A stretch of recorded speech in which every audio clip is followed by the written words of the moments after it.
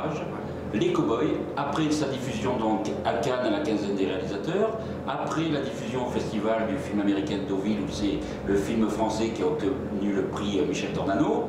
Donc on vous reçoit à Marseille au Pâté Madeleine. Donc moi j'aimerais tout d'abord vous poser comme question, une question peut-être inhabituelle ou je ne sais pas, mais en tout cas c'est un film qui est surprenant, et par son titre et par son contenu. Vous avez su lier le cinéma, le vrai cinéma, avec le réel. Et on est vraiment surpris tout le long du film.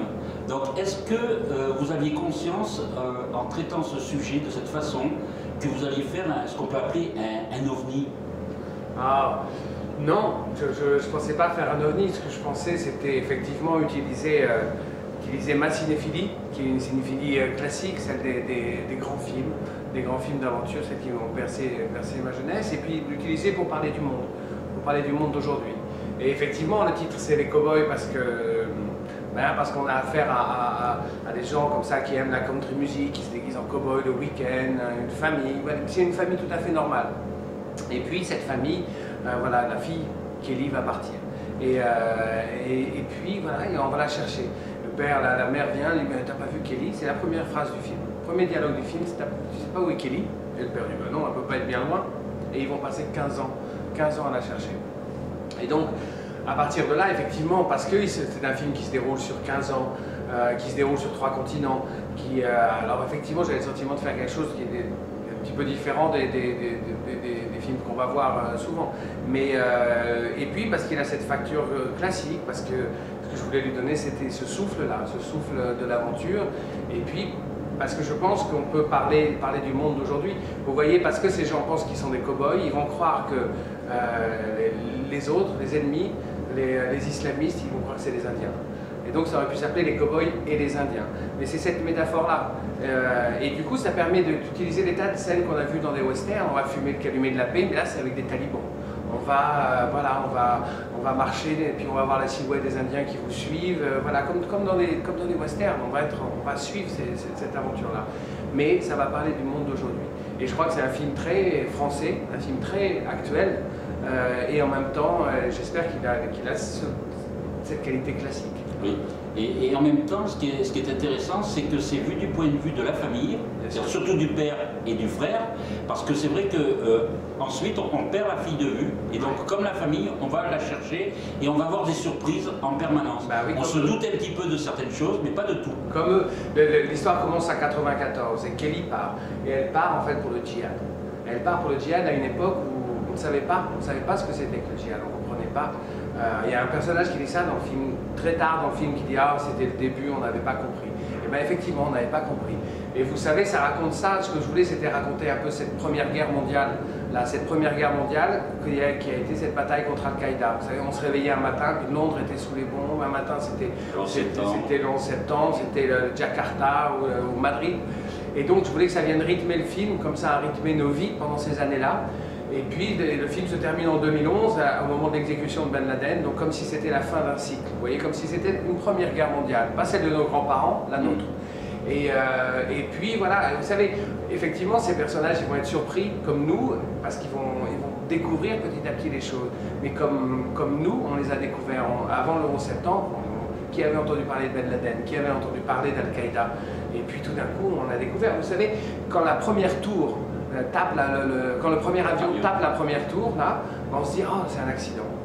Et puis le deuxième tape la deuxième tour, et là on se dit « Oh, c'est la guerre ». Et bien voilà, c'est cette naïveté-là, elle est allée jusqu'au premier accident, jusqu'au premier attentat du 11 septembre. Donc ils sont dans cette figure-là, ils sont loin de s'imaginer qu'on est en guerre. Et pourtant, Kelly est parti pour un pays en guerre. En même temps, vous traitez le sujet d'une façon où les dialogues ne sont pas essentiels, c'est-à-dire qu'il y a beaucoup de non-dits, il y a beaucoup de moments où, où ce n'est pas expliqué, donc il suffit juste de ressentir et de voir les choses. Donc ça, je pense que c'était quelque chose de voulu aussi par rapport à la narration. Oui, je pense que vous êtes très mal habitué parce que vous êtes journaliste, alors comme ça, vous êtes tout le temps dans la parole et il faut qu'effectivement les gens parlent et vous posez des questions. Non, les gens vont vous répondre. Ça m'intéresse, moi. Hein. Mais dans la vie, souvent, on ne se dit pas, et puis on est chez des gens qui sont des durs. Le film s'appelle Les Cowboys, on est un peu chez les cowboys, on est chez des gens qui sont un peu durs. Et là, vous savez, comme les cowboys, ils ne se disent pas tout. Par contre, ils ont des sentiments. Et effectivement, et puis c'est difficile de parler avec son fils, c'est difficile de parler avec sa fille, surtout quand elle est partie, c'est difficile de maintenir une famille quand ce genre de drame est arrivé. Mais le film se déroule sur plusieurs générations et donc on voit une famille qui explose et on en voit une qui renaît. Et c'est le film raconte un peu ça, comme si l'équilibre du monde était brisé par le départ de Kelly. Kelly s'en va, le monde perd son équilibre et puis il va falloir une génération, 2 générations, 3 peut-être pour que le monde retrouve son équilibre. Et le film raconte ça, parce que le fils va être un peu meilleur que son père. Voilà, et ça c'est ce qu'on peut espérer pour nous, c'est que nos enfants soient un peu meilleurs que nous. Dans ce sens-là, le film est terriblement optimiste. Alors ce que je disais, c'était surtout que c'était une qualité, une des nombreuses qualités du film, que voilà, c'était pas une question de journaliste. Non, bien sûr. Vous n'êtes pas bavard, au contraire, c'est bien parce qu'on a beaucoup trop de films parfois qui sont trop bavards et on ne comprend pas tout, on n'a pas tout saisi. Vous savez, quand on écrivait le scénario, on n'arrivait pas à faire un scénario long. Pourtant le film se passe sur 15 ans, sur 3 continents, comme je vous le disais, et puis, c'est un film qui avait une forme comme ça ramassée, parce qu'on est chez les gens durs, parce qu'effectivement on parle peu et on se comprend, et parce que le père va s'isoler du monde comme ça et qu'il va être tout seul dans son obsession, qu'on va le retrouver 5 ans plus tard, 5 ans après le départ de sa fille, et qu'effectivement il est devenu fou, il est devenu obsessionnel, qu'il a emmené son fils dans cette quête, que la quête va être reprise par le fils, que lui voilà, va découvrir un monde, on va le retrouver au Pakistan, enfin voilà, on a comme ça dans un film qui va prendre une ampleur avec des gens simples pourtant. Et le film parle de ça, il ne parle pas, c'est pas un film sur le djihad, c'est pas un film sur les gens qui partent, c'est un film sur les gens qui restent, sur nous, sur notre communauté. Et comment est-ce qu'on va pouvoir faire pour retrouver cet équilibre, pour que le chat retombe sur ses pattes. Et donc ça, voilà, je crois que c'est ça. Et donc c'est des gens simples comme ça qui se retrouvent projetés dans le fracas du monde. Tout en étant dense et riche au niveau des informations. Ben oui, c'est une mentalité. On comprend des choses, bien sûr. On rattrape le temps perdu, on comprend très bien, on est 5 ans plus tard, et puis là il y a un gars qui dit mais c'est toi le Français qui était au Yémen l'année dernière? Et là on comprend que pendant 5 ans, il a tout perdu. Qu'il est parti, il a sillonné le monde, son frère lui dit mais t'es allé au Yémen, t'es allé au Danemark, en Turquie, ça t'a servi à quoi? Et ben voilà, il a cette obsession-là, et François est remarquable là-dedans. Est un drame, c'est une famille qui va éclater, un père qui va partir comme ça sur les routes du monde, chercher sa fille, un fils qui va prendre sa suite pour aller chercher sa sœur, et puis une mère qui va essayer de tenir la maison comme ça, comme elle peut, d'accueillir son fils quand il revient avec une inconnue. Voilà, cette mère-là, et voilà, et c'est donc des souffrances, les plus grandes souffrances sont muettes, mais je crois que, oui, les personnages sont des personnages qui souffrent d'abord de ne pas comprendre le monde, qui souffrent de ne pas comprendre le malheur qui leur tombe dessus, l'incompréhension absolue. Mais vous savez, on a commencé à écrire le film, on pensait que pour nous, j'avais lu sur le djihad, et c'était pour moi un truc d'époque, parce que c'était les premiers djihad, les premières vagues de djihad qui ont eu lieu après la guerre de Yougoslavie dans les années 90. Donc on parlait de ça, et puis on avait deux versions du scénario, en pensant que c'était un film d'époque, que c'était un problème d'époque. Et puis petit à petit, là il y a eu Daesh et il commençait à avoir des tas de témoignages. Et c'était très fou parce qu'on lisait dans les journaux les témoignages des parents et ils reprenaient des scènes entières qu'on avait écrites. C'était terrible. Et du coup, mais même je me souviens d'appeler un jour Noé Debray, le co-scénariste, et lui dire ouvre Libé page 7. Et dans page 7, il y avait la photo d'un petit cahier d'écolier. Une fille de 17 ans, comme ça, avait fait des exercices d'écriture, les mêmes que dans le film. Et c'était présenté par la mère, la fille était partie au djihad, elle avait laissé une petite note qui disait « Je suis partie dans un pays en guerre ». Et tout ce qu'on avait retrouvé, c'était ce petit cahier d'écolier, là, avec des exercices d'écriture. On avait écrit cette scène, on avait écrit 2 ans avant, enfin, c'était très, très surprenant. À tel point qu'on a eu peur à un moment que le film soit cannibalisé par ça, par l'actualité, par le sujet de société, vous voyez. Alors que non, c'est pas un film sur le djihad, c'est un film sur nous, sur les gens qui restent et sur notre société. Comment est-ce qu'on peut réagir vis-à-vis de ça, avec ceux qui partent, avec ceux qui reviennent. Comment est-ce qu'on peut se débrouiller pour rester entre nous. Oui. Par contre, est-ce que vous avez rencontré justement des familles qui ont vécu Non, j'ai lu beaucoup de témoignages, mais en fait, d'abord on était très avancés dans l'écriture, et puis non, les témoignages nous ont donné raison, en tout cas on a vu qu'on n'était pas tombé très loin avec l'écriture du film, donc, puisque les témoignages ressemblaient à ces scènes qu'on avait écrites. En revanche, ce là où il fallait être assez juste, c'était sur le trajet de Kelly, sur effectivement les réseaux, par où sont passés ces réseaux qui partaient dans les années 90 vers les Balkans, puis après se retrouver en Algérie ou au Yémen, et finalement au Pakistan, dans les rangs d'Al-Qaïda. Donc si, j'ai fait relire par des spécialistes, par des gens voilà, dont c'est le travail. Bernard Kouchner a lu le scénario parce qu'il connaît bien le Pakistan et l'Afghanistan, il connaît très bien ces régions, et il les connaissait très bien à l'époque, surtout, donc pour la véracité. Et puis je l'ai fait lire aussi à des gens qui sont des libérateurs d'otages, des gens qui vont négocier des otages au bout du monde, avec des tribus, avec des terroristes dans tous les... Et alors, pour savoir si c'était crédible, ils m'ont dit bon. Et ils m'ont dit bah ouais, parce que les histoires qu'ils racontent eux sont tellement folles, chaque libération d'otage est un scénario. Et donc voilà, il y a un personnage comme ça qui est joué par John C. Reilly dans le film, qui est un négociateur, qui vient comme un chasseur de primes. Ça serait dans un vrai western, ça serait un chasseur de primes, sauf que là c'est un chasseur de primes d'assurance. Il travaille pour les assurances, il va négocier la libération d'ingénieurs belges ou qui sont en otage. Et donc voilà, on voulait que tout ça soit réaliste, il faut croire, le cinéma, il faut que ça soit réaliste. Et donc on a fait ça, et puis voilà, mais j'ai pas voulu rencontrer les gens parce que on est vite influencé après par la réalité. Et puis, c'est des histoires qui sont tellement poignantes que si vous allez prendre l'histoire de quelqu'un, vous allez être happé. Et puis après, on va avoir peur de ne pas rendre justice. C'est pas des personnages, tous les personnages ne sont pas très sympathiques. Vous voyez, le personnage de François Damien, c'est un type dur, un type qui n'écoute pas, un type qui est obsessionnel, qui n'écoute pas sa femme, qui ne veut plus rien entendre, qui est dur avec son fils. Et donc, vous voyez, si vous allez interroger quelqu'un, après, vous allez le prendre comme modèle, vous allez être embêté, vous allez vous faire happer par l'humanité des gens. C'est pour ça que vous avez choisi l'un. L'un? Ah oui, j'aurais pu choisir l'autre, c'est ça que Voilà.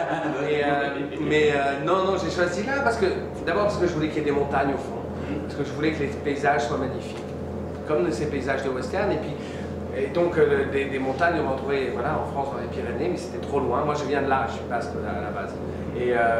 Mais donc j'ai recréé en fait mon Pays basque là, dans l'Ain, avec les premières montagnes des Alpes qu'on voit toujours au loin, mais ces montagnes c'est comme le Wyoming, c'est cette idée-là. Et puis ensuite on va aller au Pakistan, là on va être encore avec des montagnes, encore avec des paysages. Oui, donc il y avait tout ce qu'il fallait pour... Il y avait tout ce qu'il fallait pour l'aventure et pour que le film prenne cette ampleur-là. Et en même temps, il pouvait y avoir la mentalité aussi de la région qui pouvait se rapprocher. Oui, après voilà, mais c'est les régions de montagne que je connais bien, et donc dans les régions de montagne, effectivement, on ne parle pas beaucoup. On a des gens qui sont habitués à des hivers un peu rudes, et puis voilà. Et même si le personnage de François est très flamboyant au début. Qui est le fils, donc à l'âge adulte, il est surprenant, c'est la première fois qu'on le voit à l'écran? Non, alors il a tourné pas mal de trucs, mais c'est son premier grand rôle. Il est acteur depuis, je crois qu'il a 12 ans, et il joue dans des tas de trucs. Finnegan Oldfield, entre nous, on l'appelle la révélation maintenant, puisque tout le monde l'appelle comme ça. Mais, et donc il a un truc formidable, parce que d'abord, il a quelque chose de très mystérieux. Je vois, quand je l'ai rencontré, j'ai vu vraiment des palanquets de jeunes acteurs, des non-professionnels aussi. Et puis quand je l'ai vu lui, effectivement, il a quelque chose de très mystérieux comme ça. Et vous savez, les enfants, c'est toujours des mystères pour leurs parents. Et donc je me suis dit, ça, voilà, c'est quelque chose qui va m'être utile. Et effectivement, c'est pas facile pour le personnage de François de jouer avec lui, parce qu'il est difficile à lire. Il est difficile à lire pour son père, difficile à lire pour sa mère. Et donc je cherchais ça. Et puis, on va voir le personnage du fils de 15 ans à 30. Et donc il va falloir, là, il n'y a pas de latex, vous voyez, c'est pas un film comme ça, ça va être du jeu. Et il fait ça, on voit un jeune homme devenir un homme, c'est magnifique. Mais c'est une figure du western, le jeune homme, vous voyez, il y a ça dans Rio Bravo, il y a ça dans Les 7 mercenaires aussi. Voilà. C'est cette figure-là, d'un personnage qui va devenir un homme comme ça, l'arme à la main. Et la musique country, c'est quelque chose que vous aimez? C'est quelque chose auquel je me suis plongé dans... Il y a des grands standards. Il y a quelques standards dans le film, et surtout il y a une grande musique qui a été composée par Raphaël. Et c'est la première fois qu'il fait de la musique de film.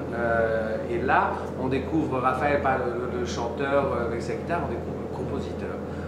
Et j'étais très surpris, on se connaît un peu avec Raphaël, je lui ai parlé beaucoup du projet, on a beaucoup parlé de musique. Je lui ai fait écouter énormément de country qu'il ne connaissait pas très bien. Et puis il est revenu avec cette musique très orchestrée, une vraie musique de western, une vraie musique qui va donner l'ampleur au film. Et puis j'ai eu beaucoup de chance, d'abord parce que la musique est magnifique, et puis parce que j'ai eu la musique très tôt, au moment de l'écriture. Et donc quand on a une musique comme ça qui est si ample, qui va vous porter, quand on va choisir les paysages, quand on va choisir les scènes, quand on va les écrire, on va leur donner l'ampleur que la musique nous offre. Et ça, cette liberté-là, c'était merveilleux. Travailler avec Jacques Audiard, qu'est-ce que ça vous a apporté en tant que réalisateur et scénariste? Beaucoup apporté, c'est un grand réalisateur, c'est un grand scénariste. J'ai beaucoup appris avec Jacques, et puis vous savez, maintenant ça fait 10 ans qu'on travaille, on se voit à peu près tous les jours, ou on s'envoie des textos comme tout à l'heure, ou quand on est séparés, et donc voilà, c'est une vraie collaboration sur le long terme. C'est un peu ce que j'ai avec Noé Debré, avec qui je travaille maintenant depuis plusieurs années aussi. Vous savez, quand on développe une grammaire comme ça, on développe un langage, et donc on en a encore sous la semelle, et on parle la même langue, et ça c'est très agréable, et je crois surtout qu'on se pose les mêmes questions quand il s'agit d'aborder un film. Et pour l'image aussi, parce qu'on sent que l'image, il y a quelque chose qui est parfois proche. Ah oui, ça vous a eu cette impression? Je ne sais pas, peut-être. Vous savez, je suis certain que je reverrai ce film dans quelques années. Je me dirai, ah, ça vient de Jacques, ça vient de... Et puis, mais comme on travaille si près voilà. Mais ce dont je suis certain, c'est que c'était pas... Et dès le départ, je savais que c'était pas un film pour Jacques. Jacques traiterait jamais une histoire comme ça. Enfin voilà, même dans la narration, ça ne serait pas un film pour lui. Mais en revanche, peut-être. Alors, vous savez, à force de... Non, mais de toute façon, après, les gros plans, la couleur, donc après, il y a des choses, des similitudes. C'est un film en couleur, je tiens à le dire à tous les gens. Oui, non, mais la couleur, le traitement de la couleur, l'étalonnage. Oui, il y a ça. On aime la même chose. Après, on s'est trouvé aussi avec Jacques sur certains trucs. L'idée que le cinéma, c'est une forme d'art populaire. L'idée qu'on aime le genre, on aime les films aussi avec des héros. On aime surprendre le spectateur. Donc il y a beaucoup de choses sur lesquelles on s'est trouvé. En tout cas, nous, on vous remercie. Si mon collègue n'a pas d'autres questions, voilà. Ouais, merci. Non, c'est moi qui vous remercie. Et donc le film sort le 25 novembre. Le 25 novembre.